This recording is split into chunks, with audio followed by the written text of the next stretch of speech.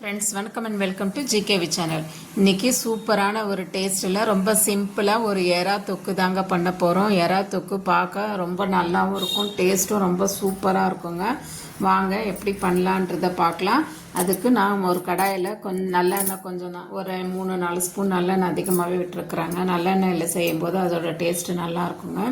நல்லெண்ணெய் ஊற்றி எண்ணெய் நல்லா காஞ்ச உடனே நறுக்கி வச்சுருக்கிற வெங்காயத்தையும் சேர்க்குறாங்க. வெங்காயம் நல்லா சேர்த்து ஒரு 2-3 நிமிஷம் நல்லா வதக்கி கொடுக்கணுங்க.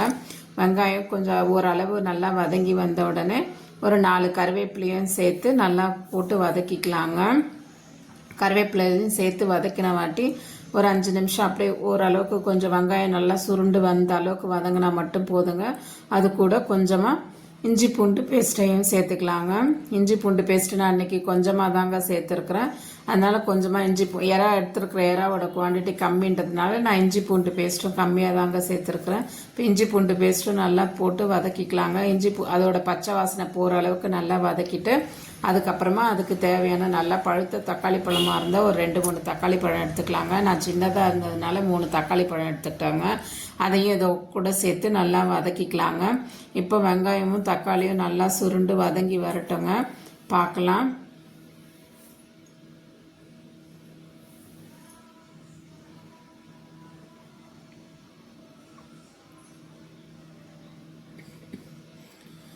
வெங்காயம் தக்காளி பாருங்கள் இந்த அளவுக்கு வதங்கி வந்தால் போதுங்க.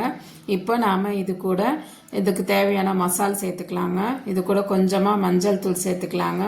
ஒரு பிஞ்சு மஞ்சள் தூள் சேர்த்துட்டு அதுக்கப்புறமா கொஞ்சமாக கறி மசால் பொடி சேர்த்துக்கலாங்க. இது பட்டை லவங்கம் அதெல்லாம் போட்டு நான் மிக்ஸ் பண்ணி அரைச்சி வைக்கிற பொடி தாங்க அது.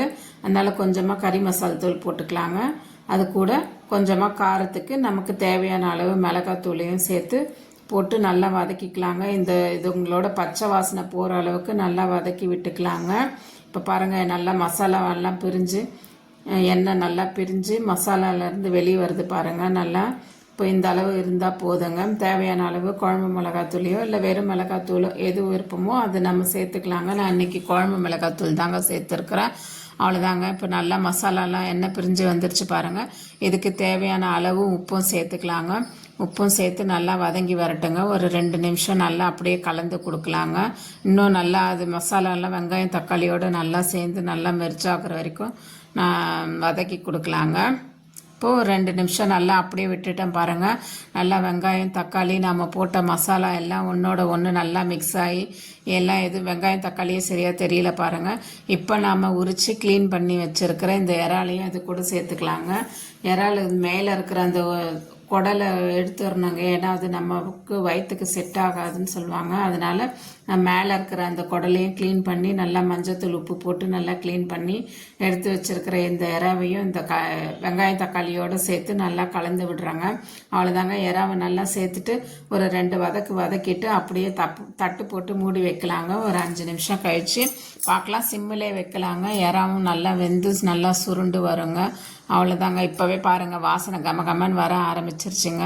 அவ்வளோதாங்க. இப்போ நம்ம போட்ட மசாலாவில் இறாவும் நல்லா ஊறி நல்லா டேஸ்ட்டு சூப்பராக இருக்குங்க. இப்போ நம்ம ஒரு தட்டு போட்டு மூடிடலாங்க. பாருங்கள் ஒரு 5 நிமிஷம் கழித்து தட்டு ஓப்பன் பண்ணி பார்க்கலாங்க. இறா பாருங்கள் நல்லா மிக்ஸ் ஆகி எண்ணெய் பிரிஞ்சு சூப்பராக வந்துருக்குது பாருங்கள். அப்படியே வாசனை கமகமன்னு வருதுங்க. அவ்வளோதாங்க. நம்ம இறா தொக்கு ரெடி ஆயிடுச்சுங்க. இப்போது ஒரு 2 நிமிஷம் நல்லா கலரிட்டு எடுத்துக்கலாங்க. நீங்கள் கிரேவியாக வேணும்னாலும் அது கூட இது பண்ணிக்கலாம். நான் கிரேவி வேணால் இப்படி இருந்தாலே போதும்னு சொல்லிவிட்டு இதோடு இது பண்ணிக்கிறாங்க.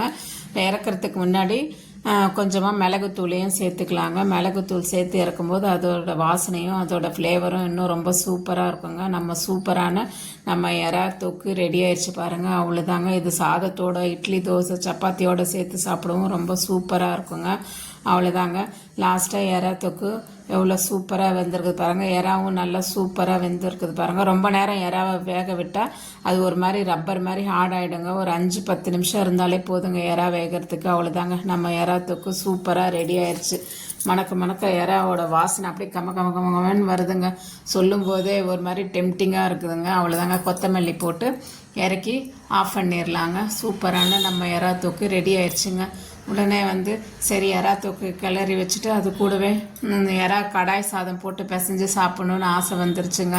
அதனால் உடனே என்ன பண்ணேன், கடாயில் இருந்த எறா தொக்கெல்லாம் எடுத்து வேறு பாத்திரத்துக்கு மாற்றிட்டு அதிலே நல்லா சூடாக பண்ணி வச்சுருந்த சாதத்தையும் அதில் போட்டு நல்லா கலந்து இன்றைக்கி எறா கடாய் சாதம் தாங்க. சூப்பராக இருந்ததுங்க டேஸ்ட்டு.